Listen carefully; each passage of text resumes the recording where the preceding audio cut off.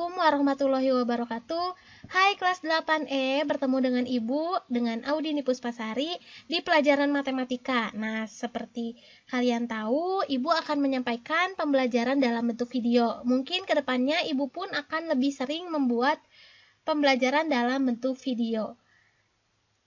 Untuk kelas 8 ini, kita akan masuk ke semester 2 dengan bab pertama, yaitu adalah Pitagoras. Nah, untuk memulainya kalian harus tahu terlebih dahulu apa itu bunyi dan kebenaran dari teorema Pitagoras.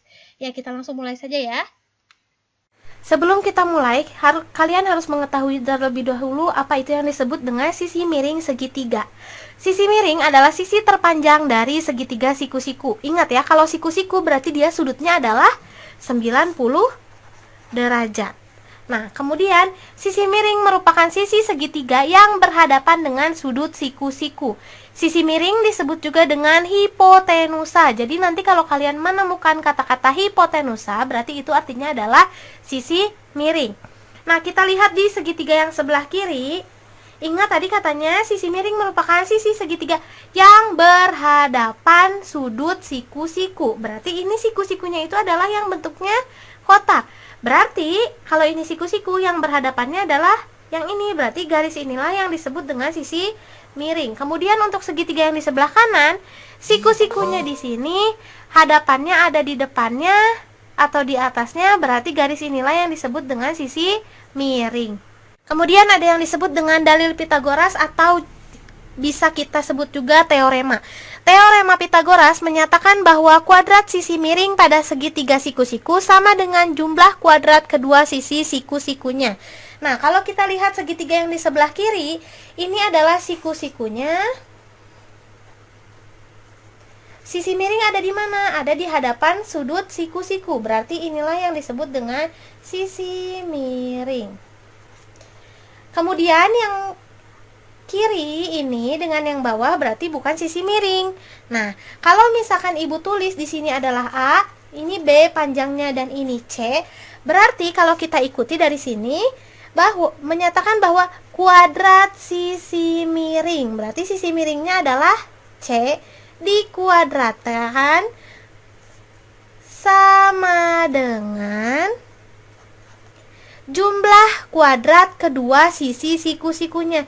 Jumlah kedua sisinya ada apa? Ada A dengan B. Jumlah sisi-sisinya ini dikuadratkan. Nah, maka dalil Pitagoras itu adalah C kuadrat sama dengan A kuadrat ditambah B kuadrat, di mana C-nya itu adalah sisi miring. Kemudian untuk memeriksa kebenaran dalil Pitagoras, di sini Ibu ada 3 persegi. Persegi yang pertama ini memiliki panjang 3 atau 3 kotak satuan. Ini 4, yang ini 5. Luas persegi itu, masih ingat luas persegi apa? Sisi kali sisi. Atau bisa kita tulis sisi pangkat 2. Nah, untuk persegi yang ini, karena sisinya itu 3, berarti luasnya adalah 9, 3 dikali 3. Ini 4 dikali 4, 16. Yang ini 5 dikali 5, 25.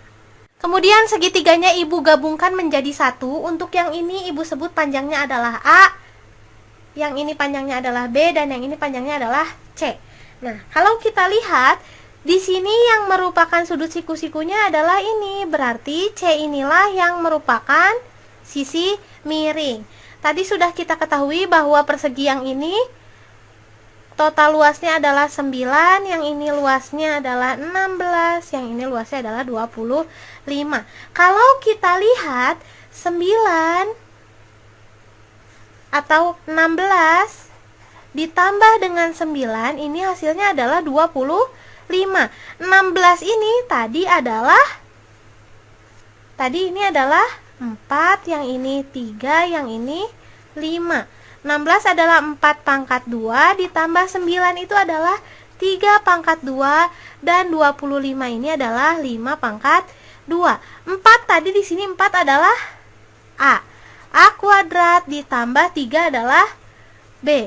B kuadrat sama dengan yang 5-nya adalah C, berarti C kuadrat. Atau bisa kita balik menjadi 5 kuadrat, C kuadrat sama dengan A kuadrat ditambah B kuadrat. Nah, inilah yang dinamakan tadi adalah teorema Pitagoras atau dalil Pitagoras.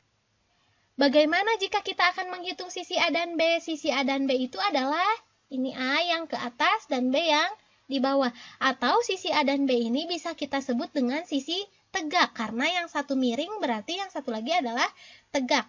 Dalam sebuah segitiga, sisi tegaknya ada dua, sisi miringnya hanya ada satu. Untuk sisi miring, tadi sudah disebutkan bahwa C kuadrat sama dengan A kuadrat ditambah B kuadrat. Seperti ini.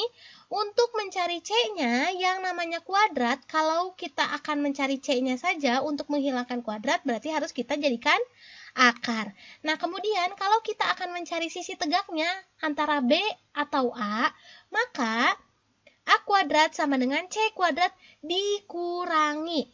Yang B pun sama, B kuadrat sama dengan C kuadrat dikurangi. Yang pertama akan selalu C terlebih dahulu. Kenapa yang C? Karena C itu kan adalah sisi yang terpanjang, berarti yang paling panjang dikurangi sisi tegak satunya. Yang ini pun sama, paling panjang dikurangi sisi tegak yang satunya. Jadi kalian ingat-ingat bahwa kalau sisi miring itu ditambah, kalau sisi tegak itu dikurang. Kalian ingat, miring tambah, tegak kurang. Kita langsung masuk saja ke contoh soalnya. Ada dua contoh soal. Untuk yang sebelah kiri terlebih dahulu, ada segitiga dengan panjang 8, 6 dengan X, tentukan nilai X. Nah, kita lihat terlebih dahulu segitiga yang ini. Karena di sini adalah siku-sikunya yang berhadapan, berarti X ini adalah sisi miring. Karena ditanyanya sisi miring, ingat-ingat sisi miring itu adalah ditambah. Maka kalau kita mau cari X kuadrat ditambah, di sininya apa yang ditambahkan? 8 dengan 6. 8 kuadrat ditambah dengan 6 kuadrat. X kuadrat sama dengan 8 dikuadratkan 64 ditambah 6 dikuadratkan 36. X kuadrat sama dengan 64 ditambah 36 adalah 100. Karena di sini masih X kuadrat, kita butuhnya adalah X. Untuk menghilangkan kuadrat, maka harus kita akarkan. Akar dari 100. Ingat, ketika ada akar, di X-nya ini tidak boleh ada kuadrat lagi. Berarti hanya bersisa X saja. Nah, berarti hasilnya adalah akar dari 100 berapa? 10. Maka nilai X-nya sama dengan 10. Kemudian yang di sebelah kanan, tentukan nilai Y. Panjangnya ada 5, 13 dengan Y. Kalau kita lihat di sini, disinilah yang merupakan siku-sikunya. Berarti yang merupakan sisi miringnya itu adalah 13. Berarti Y ini adalah sisi tegak. Kalau bukan cari sisi miring atau yang kita cari adalah sisi tegak, berarti sisi tegak kuadrat sama dengan, ingat di sini sisi tegak itu, kalau tadi sisi miring ditambah, sisi tegak itu adalah dikurang. Dikurang, di sini angkanya ada 5 dengan 13. Kita tulis dulu yang angkanya lebih besar. 13 kuadrat dikurangi dengan angka yang lebih kecil adalah 5 kuadrat. Y kuadrat sama dengan 13 kuadrat. 13 dikali 13 hasilnya 169. Dikurangi 5 pangkat 2 adalah 25. Y kuadrat sama dengan 169 dikurangi 25 adalah 144. Karena ini masih Y kuadrat, berarti harus kita akarkan. Akar dari 144. Berapa akar dari 144? Adalah 12. Berarti Y sama dengan 12. Nah, seperti itulah untuk mencari sisi miring yang di sebelah kiri dan sisi tegak untuk yang di sebelah kanan. Setelah kalian menyimak penjelasan yang tadi, tugasnya yaitu tugas TP1, artinya adalah tugas teorema Pitagoras yang pertama. Tuliskan kembali semua isi materi pada video ini di buku tulis kamu, kemudian difoto dan dikumpulkan ke classroom. Karena ini tugasnya hanya mencatat atau menyalin ulang materi, maka semuanya harus mencatat dengan lengkap, karena tidak ada soal yang harus kalian pikirkan. Jadi kalian hanya tinggal menulis saja, harus lengkap ya. Jangan sampai terlambat mengerjakannya. Begitu saja materi dari Ibu untuk hari ini. Mohon maaf apabila ada kesalahan. Sampai berjumpa di pertemuan selanjutnya ya. Dah, assalamualaikum warahmatullahi wabarakatuh.